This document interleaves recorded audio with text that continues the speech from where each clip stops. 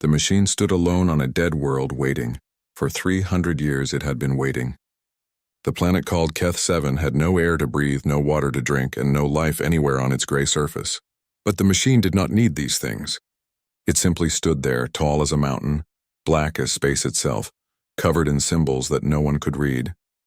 The Veldari found it first.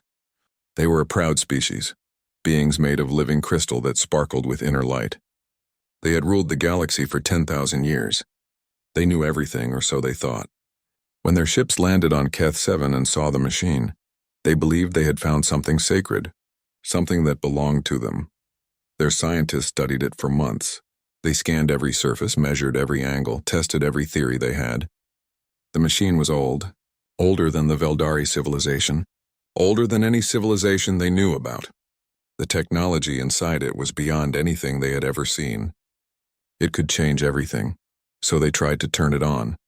The Veldari High Council sent their greatest minds to stand before the machine. They brought ancient texts and holy artifacts. They spoke prayers in languages dead for millions of years. They touched the machine with reverence and hope. The machine responded. Golden light poured from its surface, washing over the Veldari representatives. For a moment, everyone held their breath. This was it, the moment of recognition, the moment they would be chosen. Then words appeared in the air, glowing and clear, written in perfect Veldari script. No creator found. The light faded. The machine went silent again.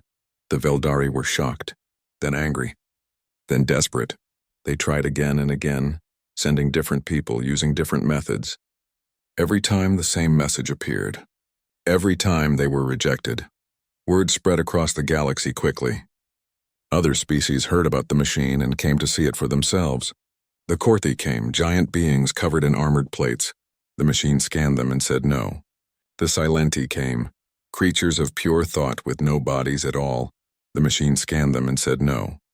The Praxians came, ancient traders who had visited a million worlds. The machine scanned them and said no. Every species tried. Every species failed. Soon Keth-7 became a place of pilgrimage. Thousands of ships filled the sky above the dead planet. Representatives from hundreds of species stood in long lines, waiting for their chance to approach the machine. Some came with hope. Some came with pride. Some came with scientific curiosity. All of them left disappointed. Theories spread like wildfire. Some said the machine was testing them, that they needed to prove themselves worthy. Others said the machine was broken, that its creators were long dead and it no longer knew what it was looking for. A few whispered that perhaps no one would ever be chosen, that the machine was a cruel joke left behind by a civilization that wanted to mock those who came after them. The Veldari refused to give up. They established a permanent station on Keth-7 and declared themselves the guardians of the machine. They studied it day and night, trying to find a way to force it to work. Other species protested, but the Veldari had the largest fleet and the strongest weapons. No one dared challenge them directly. Fights broke out sometimes. Species blamed each other for the machine's rejection. If one group would just leave, maybe then the machine would choose. If another group would stop interfering, maybe then the secrets would be revealed. Violence erupted in the camps surrounding the machine. The Veldari had to send peacekeepers to stop the wars before they destroyed everything. This was how things stood when humanity arrived. Humans were new to the galaxy. They had only invented faster-than-light travel 50 years ago. Their ships were slow compared to other species. Their technology was basic. Their understanding of the universe was limited. Most other species barely noticed them. The ones who did considered humans to be primitive and unimportant. The human ship Taijin was on a survey mission at the edge of known space when they picked up strange transmissions. Captain Hajun sat in his chair on the bridge, listening to the communications officer decode the signals. Hundreds of species all talking about the same thing. An ancient machine. A mystery that no one could solve. "Should we investigate, Captain?" asked Nari, the chief engineer. She was young and always curious about anything alien or unknown. Her eyes sparkled with excitement as she looked at the data streaming across her screen. "It could be dangerous," said Minji, the security officer. She stood by the door with her arms crossed, always alert, always cautious. All those species in one place. Sounds like a fight waiting to happen. Doyen, the xenolinguist, studied the translations carefully. He was the quiet one, always thinking before speaking. The transmissions mention no violence currently. They seem focused on the machine itself. It might be worth observing, at least from a distance. Hajun considered this. The Tajin was a small ship with a crew of only 20 people. They were not warriors or diplomats. They were explorers. Their job was to see new things and report back to Earth. This machine definitely qualified as something new. Set a course for Keth 7, Hajun said, but we stay in orbit. We watch. We learn. We don't get involved. The journey took 3 weeks. When they finally arrived, the crew of the Taijin stared in amazement at what they saw.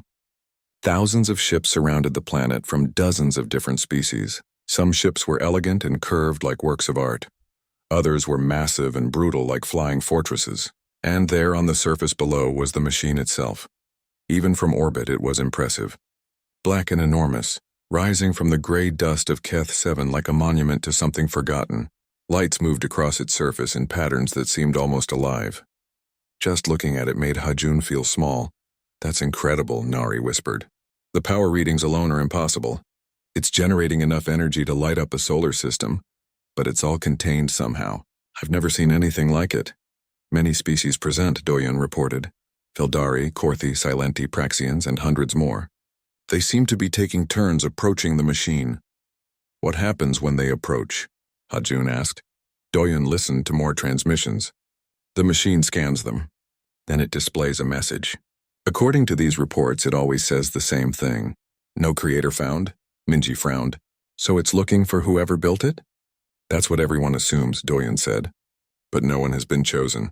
Not in 300 years. The crew watched in silence as far below, another group approached the machine.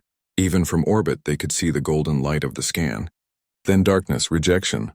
Should we request permission to land? Nari asked eagerly. No, Minji said firmly. We have no business down there. But what if... Nari started. What if what? Minji interrupted. What if we're somehow special? We're humans. We just got here. We don't know anything about this machine or who built it. Why would it choose us? It was a good question. A logical question. But something about the machine called to Hajun. He couldn't explain it. It was just a feeling deep in his chest that they needed to see this for themselves. We'll land, Hajun said. Not to approach the machine. Just to observe more closely. To understand what's happening here. Minji looked unhappy but nodded. Nari grinned. Doyen simply marked down the decision in his log. The Taijin descended toward Keth 7, toward the machine that had rejected every species in the galaxy. None of them knew that everything was about to change. None of them knew that humanity, so young and insignificant, carried something inside them that the machine had been waiting for. The machine itself remained silent, as it had been for centuries, but deep inside its ancient systems, something stirred, something recognized, something prepared to speak. The landing was rough. Keth 7 had strong gravity and thin atmosphere, which made controlling the ship difficult. Hajun gripped his armrests as the Taijin shook and rattled on its descent. Finally, with a heavy thud, they touched down on a flat area about 2 kilometers from the machine. Through the view screen, they could see the massive structure rising before them. Up close, it was even more impressive. The surface seemed to shift and move, though Nari's instrument said it was perfectly still. Symbols covered every visible inch, glowing faintly in the dim light of Keth 7's distant sun. Around the machine, temporary structures had been built. Camps from different species, research stations, landing pads for ships. It looked like a strange city had grown up around the ancient artifact. Thousands of beings moved between the buildings, all of them focused on one thing. I'm picking up a lot of communication traffic, Doyen said, his fingers moving across his console. Species are arguing about access to the machine. The Veldari control the schedule. Everyone else has to wait their turn. How long is the wait? Hajun asked. For a species making their first attempt, about 6 months, Nari groaned. 6 months? We can't wait that long. Our supplies won't last. Then we don't wait, Hajun said. We'll request an immediate audience. Worst they can say is no.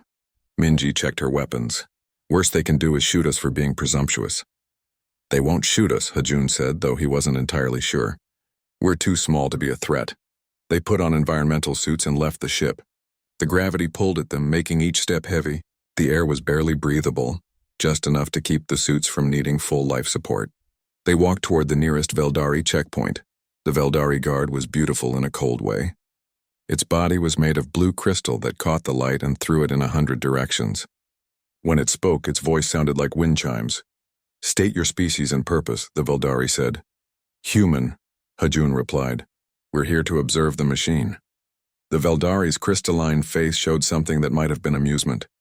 "Human. Yes, we have heard of your kind. New to space travel. Limited technology. No significant achievements," it paused. "You wish to attempt the machine?" "We wish to understand it," Doyen said carefully. "We are scientists and explorers. Many scientists have tried. Many explorers have searched. All have failed." The Veldari gestured toward the machine. "But you are welcome to watch. Perhaps you will learn humility." They were allowed to pass. As they walked toward the central platform, they saw other species standing in groups. Some watched the machine with hope. Others looked angry or defeated. A few species Hajun didn't recognize argued loudly in languages the translator couldn't decode. At the platform, a ceremony was taking place. A group of tall, thin beings covered in silver scales approached the machine. They moved slowly, chanting in harmony. The sound was beautiful and sad at the same time. "Those are the Melodians," Doyen whispered. "They believe music is the universal language. They think if they sing the right song, the machine will answer." The Melodians reached the machine and placed their hands on its surface. Immediately, golden light erupted from the black material, surrounding them completely. The light was warm and seemed almost alive. It moved over the Melodians like water, touching every part of them, scanning and measuring and reading. The humans held their breath. The light faded. Words appeared in the air, written in glowing symbols that the translator converted to English. "No creator found." The Melodians stood still for a moment. Then they began to weep. Their song turned into a cry of despair as they walked away from the machine. Other Melodians rushed to comfort them, but the grief was clear. 300 years, someone said nearby. It was apraxian, its forearms crossed over its chest. 300 years, and no one has been chosen. Maybe there is no answer. Maybe the creators are truly gone. Or maybe none of us are worthy, said a Korthi, its armored body clicking as it shifted. Maybe we are all failures in the eyes of those who came before. Nari moved closer to the machine, studying it with her engineer's eye. The energy patterns are fascinating. It's not just scanning biology. It's scanning something deeper. Patterns of thought, maybe?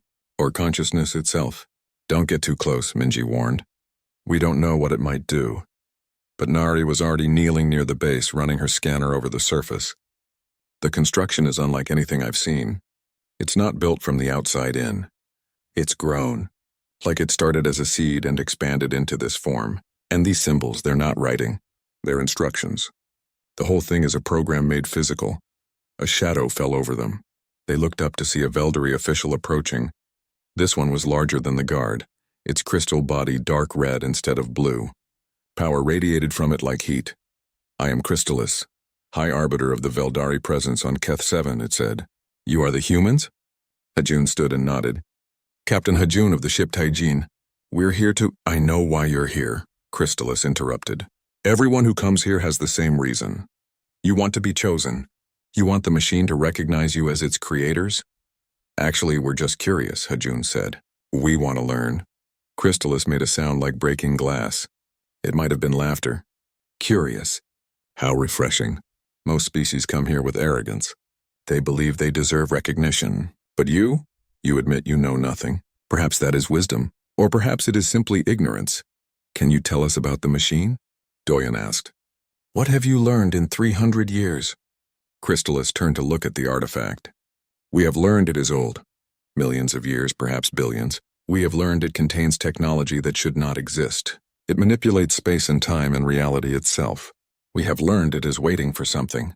Or someone. But not you," Nari said. "No," Crystallis said, and for the first time the Veldari sounded sad. "Not us. We who have existed for 10,000 years. We who have brought order to the galaxy. We who have achieved mastery over matter and energy. Even we are not enough." There was silence for a moment. Then Crystallis turned back to them. "Would you like to try?" Hajun blinked. "Try? You mean approach the machine?" "Why not? You have come all this way, And I am curious to see how the machine rejects such a primitive species. It might be entertaining. Minji stepped forward. That's insulting, perhaps, Crystallis said. But it is also true. You are young, inexperienced.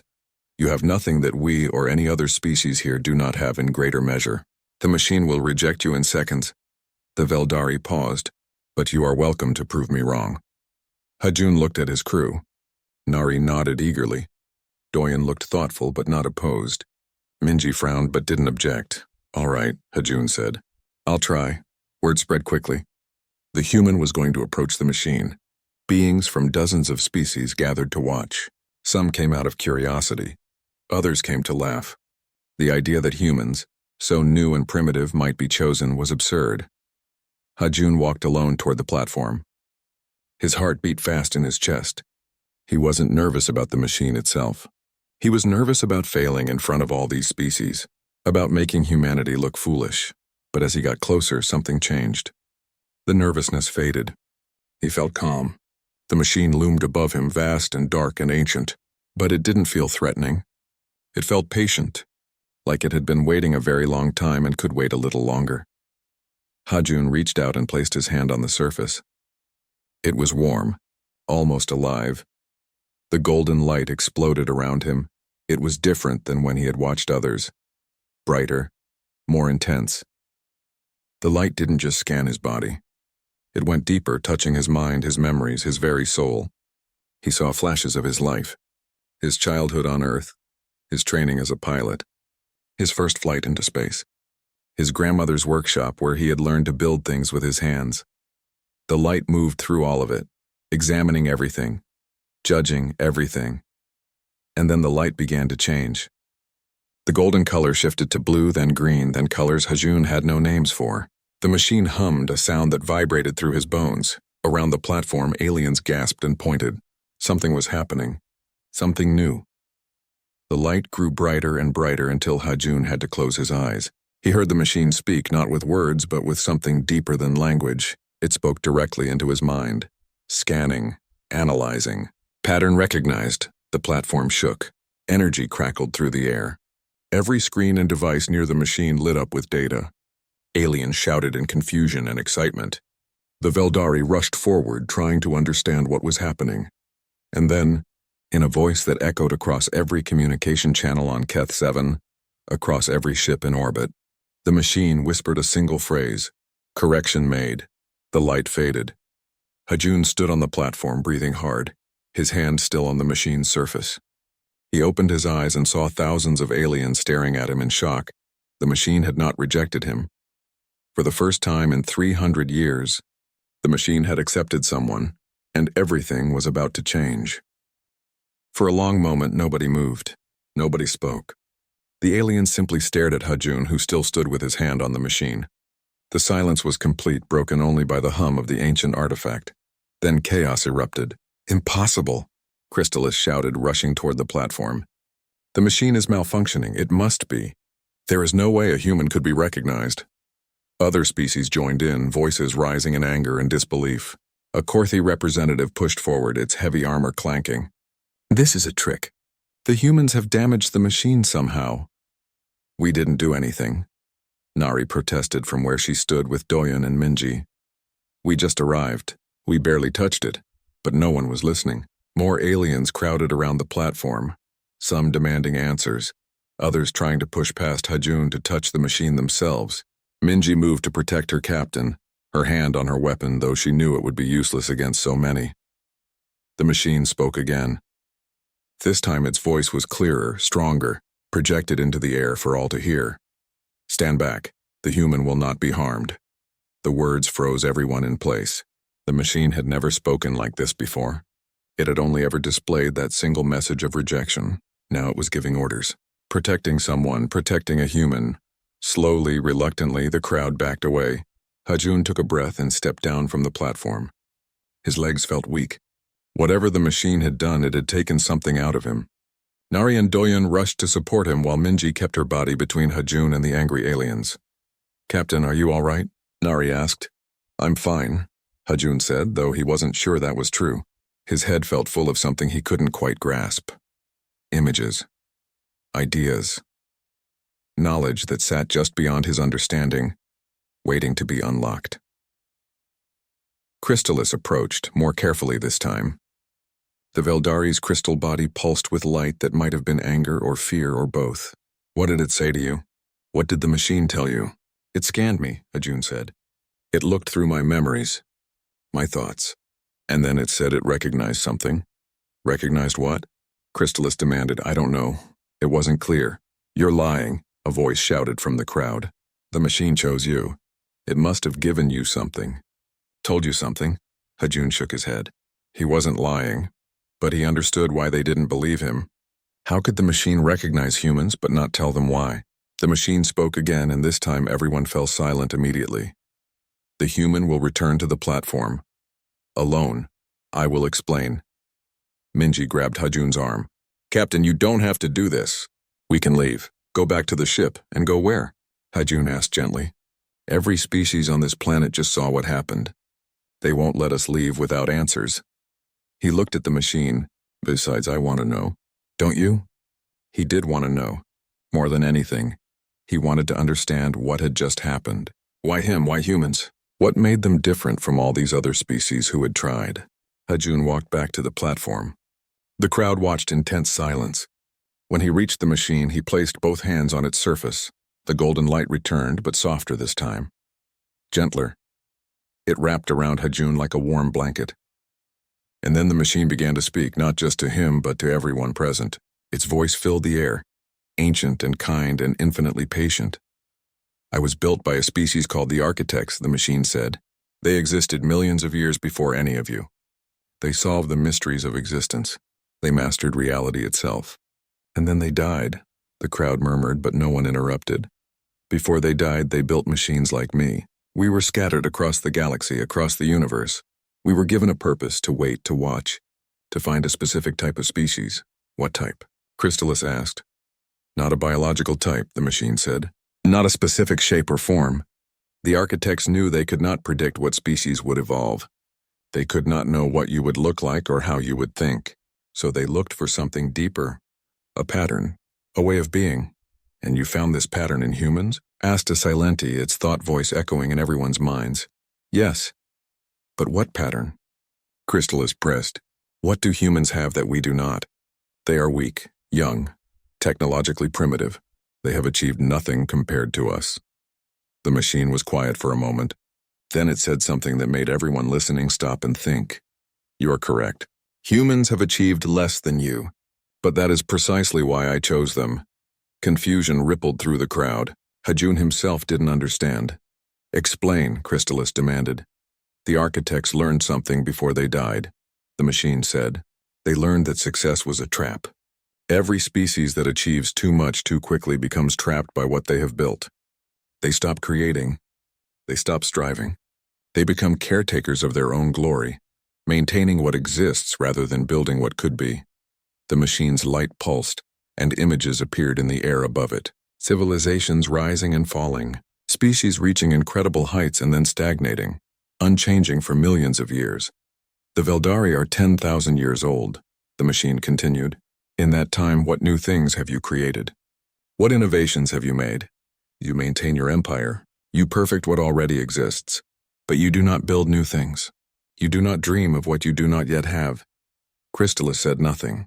The truth of the words hung in the air. This is the curse of achievement, the machine said. The more you succeed, the more you have to lose. The less willing you become to risk it all for something new. You become inheritors of your past rather than creators of your future. And humans are different? Asked Apraxian. Humans are very new, the machine said. They have almost nothing. But everywhere they go, they build. They create. They make new things not because they need to, but because they cannot help themselves. It is in their nature. I scanned this human's memories. His grandmother was a craftsman who built furniture with her hands. His species sends artists into space to paint what they see. They make music about worlds they have never visited. They write stories about futures they may never reach. They create meaning where none exists. Hajun thought about his grandmother's workshop, the smell of wood and oil, the feel of tools in his hands. He had always loved making things. He had thought it was just him, just his family. But maybe it was more than that. Maybe it was human. The architects were like this once, the machine said. Before they became gods, they were creators. They built because building gave their lives meaning. And they wanted to find a species that still had that spark. That still created not for glory or power, but simply because creation itself was joy. So you chose humans because they are primitive? Akorthi asked, sounding offended. No, the machine said. I chose humans because they are not yet trapped by what they have achieved. They still have the freedom to become anything. The courage to try new things. The willingness to fail and try again. These are the qualities the architects valued above all else. The crowd was quiet now. Some looked thoughtful. Others looked angry. A few looked sad, as if realizing something they had lost long ago. What happens now? Hajun asked. Now, the machine said. I give you what the architects left behind. Knowledge, technology, understanding, enough to change everything. Give it to me? Hajun said, suddenly afraid. I don't want that responsibility. I can't speak for all of humanity. You already do, the machine said gently. You are here. You represent your species, and I am giving you a choice. Accept what I offer, and humanity will rise to heights they cannot imagine. Or refuse, and I will sleep again, waiting for another species another time. Hajun looked at his crew. Nari nodded eagerly, always hungry for knowledge. Doyen looked uncertain but trusting. Minji watched him with serious eyes, ready to support whatever he decided. He looked at the aliens around him. Some wanted him to refuse to fail. Others watched with hope, thinking perhaps humanity would share what they received. A few looked afraid, knowing that if humans were given such power, the galaxy would change forever. Hajun thought about Earth, about humanity's history of violence and beauty, cruelty and kindness. Were they ready for this? Would they use it wisely? But then he thought about his grandmother again, about the joy in her face when she created something new, about how she always said that building things was how humans found meaning in a universe that didn't care. Maybe that was enough. Maybe that had to be enough, I accept, Hajun said. The machine blazed with light. Energy poured from it not just into Hajun but outward, expanding in a wave that swept across the planet into orbit. Beyond. Every human in the galaxy suddenly felt it. A touch, a gift, knowledge flowing into their minds, teaching them things they had never known, showing them possibilities they had never imagined. On Earth, scientists gasped as formulas appeared in their thoughts. Engineers saw designs for machines that shouldn't exist. Artists felt inspired by visions of beauty beyond description. Children looked up at the stars with understanding in their eyes. Humanity had been given the keys to the universe, and the galaxy watched in horror and wonder as the weakest species suddenly became something far more. The light faded slowly like a sunset that didn't want to end. Haijun stood on the platform, his mind full of new thoughts and ideas. He could feel the knowledge settling into place, organizing itself, waiting to be used. It was overwhelming and wonderful and terrifying all at once. Around him, the aliens stared in stunned silence. They had all felt the wave of energy that swept past them. They had all seen it reach into the sky, spreading across space itself. Whatever the machine had given to humanity, it had been given to all of them, everywhere. What did you do? Crystallis whispered. And for the first time, the proud Veldari sounded afraid. Before Hajun could answer, alarms began to sound. Ships in orbit started broadcasting urgent messages. Doyen listened to his communicator, his face going pale. Captain, he said quietly, we need to leave now. What's wrong? Minji asked, already moving toward the platform. The Veldari High Council has issued an emergency declaration. Doyen said, they're calling this an act of theft. They say humanity has stolen what rightfully belongs to the galaxy. They're demanding we surrender the knowledge immediately. Or what? Nari asked. Or they will take it by force. Hajun felt his stomach drop. He had known there would be consequences, but he hadn't expected war. Not this quickly. Not from species that claimed to be civilized. This is insane, he said. The machine chose us. We didn't steal anything. They don't care, Minji said, pulling him off the platform. We need to get back to the ship, but it was too late. Veldari soldiers were already surrounding them, weapons raised. Their crystalline bodies gleamed with threat. Crystallis stepped forward, and now there was no doubt about the emotion radiating from it. Anger. Pure, cold anger. You will come with us, Crystallis said. You will tell us everything the machine told you. and you will find a way to share it with the rest of the galaxy. We can't, Hajun said. The machine gave it to all humans. I don't control it. I don't even fully understand it yet. Then you will learn quickly, Chrysalis said. Because if humanity keeps this knowledge for itself, we will consider it an act of war against every other species. You can't do this, Nari protested. We haven't done anything wrong. You exist, Chrysalis said simply. And now you have power you do not deserve. That is wrong enough. Before anyone could move, the machine spoke one last time. Its voice was sad and knowing, as if it had seen this moment before. I will sleep now, the machine said. I have given my gift. What happens next is not my choice. But know this, all of you who listen, the architects left a warning along with their knowledge. Every species they gave this gift to destroyed itself within 100 years. Power without wisdom leads to ruin. Creation without purpose leads to chaos. Humanity, you have been chosen. But you have also been tested. Survive what comes next, and you will prove the architects wrong. Fail, and you will prove that some gifts are too heavy to carry. The light from the machine dimmed completely. It went dark and silent, becoming just a dead monument again. The knowledge was gone. The connection was severed. Hajun felt the absence like a wound, but the knowledge in his mind remained. And from the feeling spreading through his thoughts, he knew every human alive had it too. For better or worse, humanity had changed forever. Move, Chrysalis ordered. The soldiers pushed the human crew forward, away from the machine. Other aliens watched, some with sympathy, most with anger or fear. This moment would be remembered. The day humanity took something that didn't belong to them. Except they hadn't taken it. It had been given. But nobody seemed to care about that distinction. They were halfway to the Veldari detention facility when the sky lit up. Explosions bloomed in orbit. Ships firing on ships. The fragile peace around Keth 7 shattered like glass. What's happening? Hajun shouted over the noise. Doyen listened to his communicator. Some species are attacking human vessels, but others are defending them. The galaxy is splitting. Some think humanity should keep the knowledge. Others want to take it by force. And now they're fighting each other about it. We've started a war, Nari said, horrified. No, Minji said firmly. They started it. They can't accept that they weren't chosen. More explosions. Closer now. A ship crashed into the surface kilometers away, sending up a plume of dust and debris. The Veldari soldiers looked up nervously. Even they hadn't expected this level of violence. In the chaos, Minji saw their chance. She grabbed Hajun and pulled him away from the soldiers. Nari and Doyen followed. They ran toward the Tajan, dodging between buildings as energy weapons fired overhead. Stop them! Chrysalis shouted, but the Veldari had bigger problems now. Ships were targeting the surface, trying to destroy the machine before anyone else could use it. The soldiers had to activate shields and return fire. The human crew reached their ship and scrambled aboard. Nari jumped into the pilot seat and fired up the engines. They were old engines, human-made, nothing compared to what the aliens had. But now, with the knowledge in her head, Nari saw ways to make them better, faster, more efficient. Her hands moved across the controls, making adjustments that shouldn't be possible. The engines roared to life with twice their normal power. The ship lifted off just as a Korthi cruiser fired at their position. The blast turned the landing pad into molten slag. Hold on, Nari shouted. The Tajan shot upward, weaving between the orbital battles.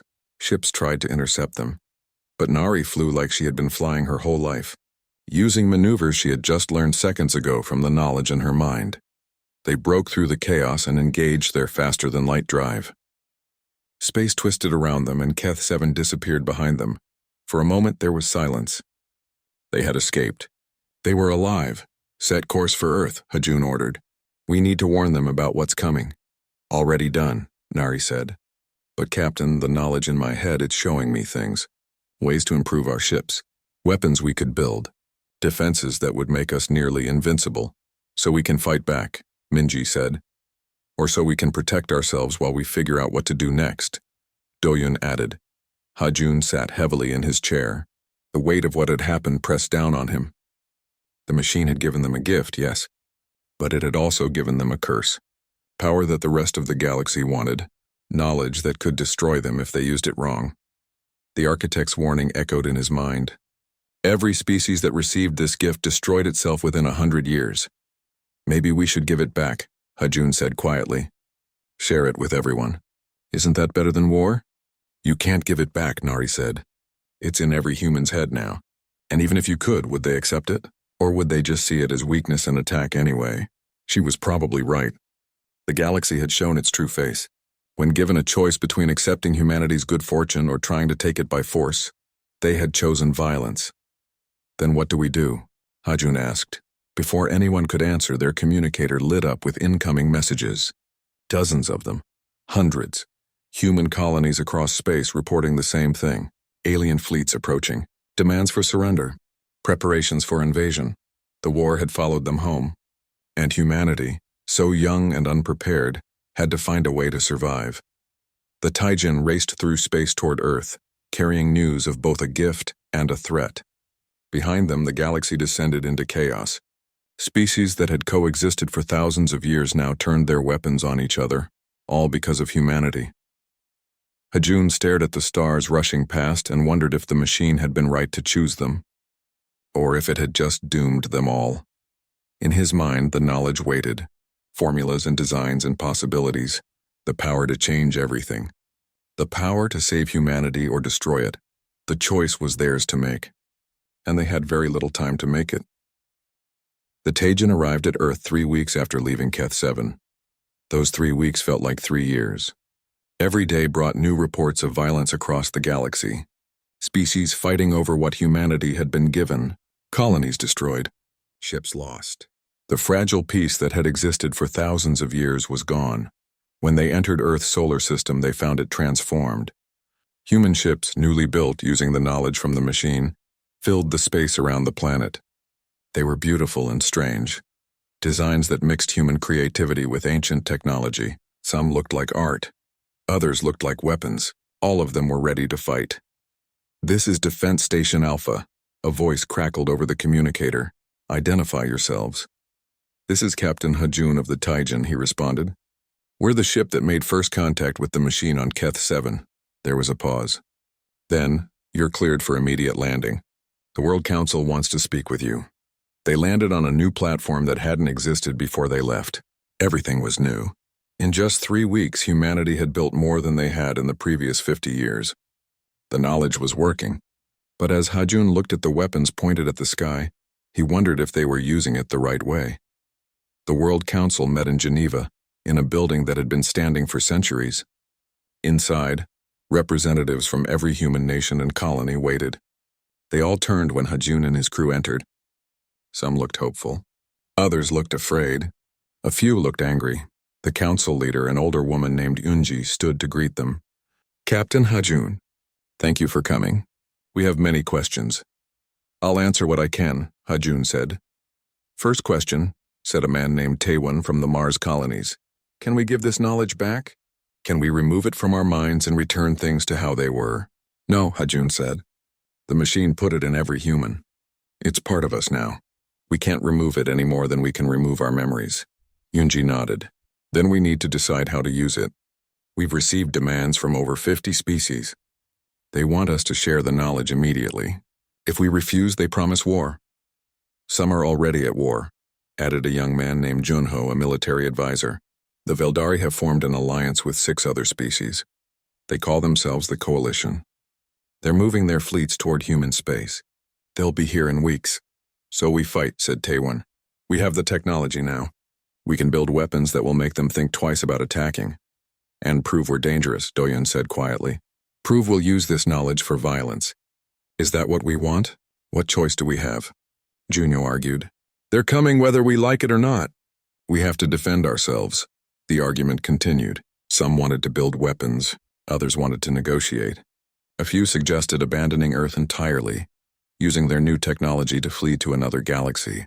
Every option seemed impossible or terrible or both. Hajun listened to them argue and felt tired. So tired he had started this. He had accepted the machine's gift. And now humanity was splitting apart just like the galaxy had. Nari stood up suddenly. "Stop," she said. Everyone turned to look at her. "Stop arguing. We're thinking about this all wrong." "What do you mean?" Yunji asked. "The machine chose us because we're creators," Nari said. "Not warriors. Not politicians, creators. We make things. That's what humans do. So instead of arguing about how to fight or how to hide, why don't we create something new? Something no one expects? Like what? Taewon asked skeptically. Nari's eyes lit up. Like a way to share the knowledge. The room went silent. Share it? Junyo said. You mean give them what they want? Not give, Nari said. Share, there's a difference. They want to take it from us. They want to control it. But what if we built something that let everyone access it? Not just give it to them, but teach them how to use it properly. Make it so no one owns it. Everyone does. That's impossible, Taewon said. The knowledge is in our heads. How would we even transfer it? I don't know yet, Nari admitted. But I have ideas. The knowledge the machine gave us includes technology for connecting minds across space, building networks of thought. We could create a place where all species come to learn together, where creation is shared, not hoarded. Minji shook her head. They won't accept it. They're too angry, too afraid of us. Maybe, Nari said. But maybe some will. And maybe that's enough to start. Hajun looked at Nari and felt something shift inside him. She was right. They had been thinking like people under attack, not like creators. They had been so focused on survival that they forgot who they were. How long would it take? Yunji asked. The coalition will be here in weeks. I don't know, Nari said honestly. But if we work together, if we use all the knowledge we have, maybe we can do it in time. The council debated for hours. Finally, they took a vote. It was close, but Nari's plan won. Humanity would try to create, not destroy. They would build a place for sharing knowledge instead of weapons for keeping it. They called it the Archive, a massive station that would orbit Earth, open to all species who came in peace. Using the knowledge from the machine, human engineers and scientists worked day and night to build it. They used materials that responded to thought. They created rooms that adapted to whoever entered them.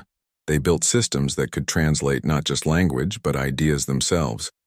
It was the most ambitious project humanity had ever attempted. And they had less than 3 weeks to finish it. Hajun spent those weeks helping where he could, though mostly he watched. Humans from every colony and nation contributed. Artists designed the spaces. Engineers built the systems. Scientists programmed the knowledge transfer protocols. Children suggested ways to make it welcoming. Everyone participated because everyone had the knowledge to contribute. This was what the machine had seen in them. This ability to work together, to build something bigger than themselves, to create meaning where none existed before. Finally, 2 days before the coalition fleet was scheduled to arrive, the archive was complete. It floated in space like a crystal flower, beautiful and functional and open. Humanity sent messages to every species in the galaxy. The archive was ready.